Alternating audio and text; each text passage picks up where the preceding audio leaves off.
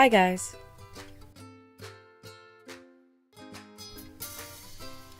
For this custom, I've chosen a Draculara. I begin by whacking off her ponytail, then cut the rest of her hair off camera.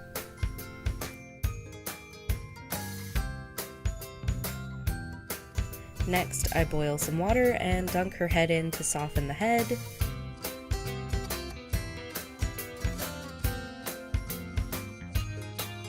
And tug it off. Here, I'm rubbing the inside of the head to pull out the plugs. And then I'll yank all the glue bits out through her neck hole. Now I'm removing the factory paint with 100% pure acetone. When I got all the paint off, she still had this weird mark on her cheek and a little dot above her eye that just wouldn't come off. The stain on her cheek is sort of reddish, so once I blush her that should blend in, but the dot is going to be more of an issue. We'll see. If you saw my last video, you might remember that Agnes was actually my third doll, which makes this girl my second doll. So there's still a few mistakes I'm going to make in this face-up, so please forgive me.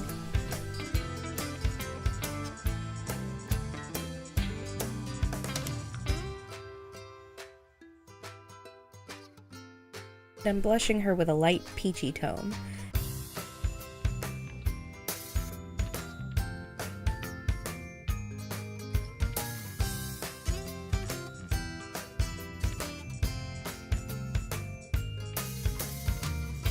Then I come in with a light brown and sketch out her eyes and define her lips.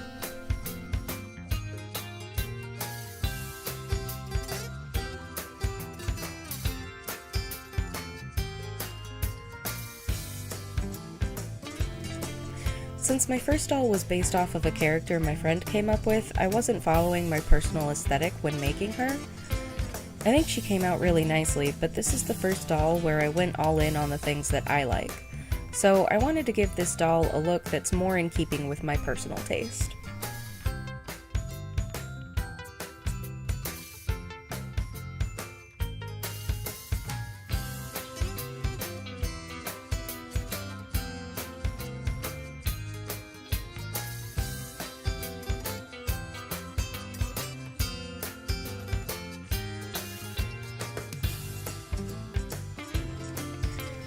Then I tackle the brows by sort of smudging on a pastel brown and shaping it with my kneaded eraser. I find that just vaguely placing the shapes in the area where I want them to go, then carving the shape out with the eraser is the easiest way for me to do them. Looking at it now, I sort of wish I'd gone a little darker with her brows. At this point, I was thinking I was going to give her sandy blonde hair, and that didn't end up happening. Oh well, I think that's what I get for not planning my dolls out beforehand. After I'm happy with the shape and placement, I flick in little hairs with a sharp colored pencil in several shades of brown.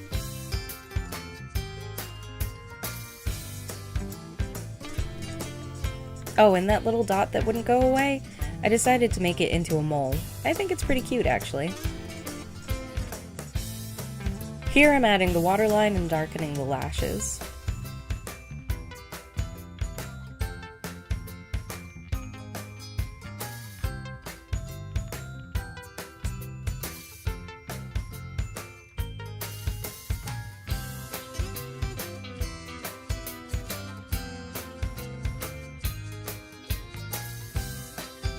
And now I'm putting in side-swept eyes. Again, this was my second doll, and I was too afraid to do front-facing eyes still.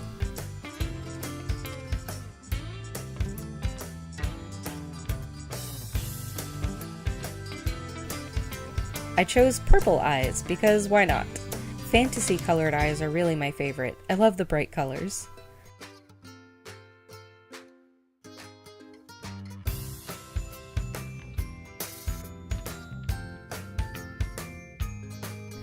Here I'm going back and forth, trying to beef up the color in her eyes, make them a little less one-dimensional.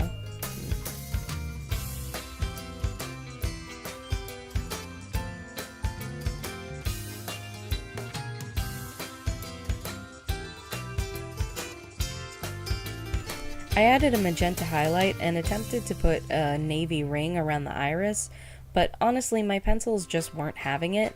At this point I was also sharpening my pencils with an X-Acto knife, and I don't think they appreciated that.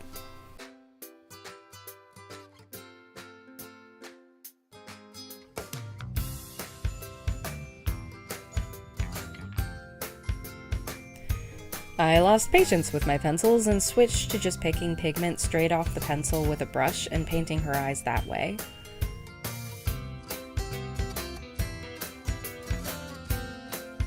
Ah, can't forget the eye shine.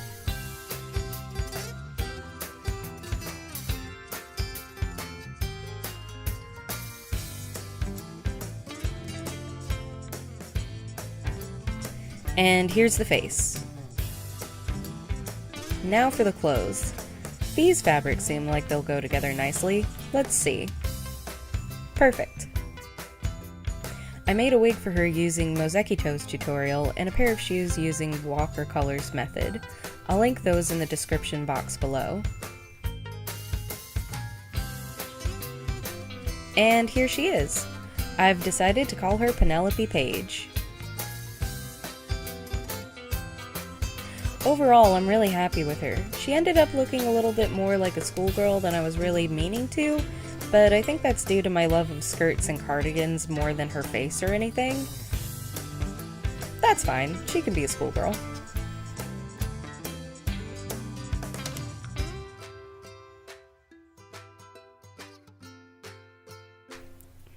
Like I said, this is actually my second doll, and I think you can really see the steps that I've made, or at least I hope you can.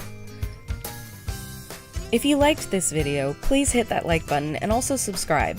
I put out a new doll video every other week. If you missed my Halloween doll, please go give Agnes a watch. You can also follow me on Instagram for sneak peeks of upcoming projects. Thanks for watching! Bye for now!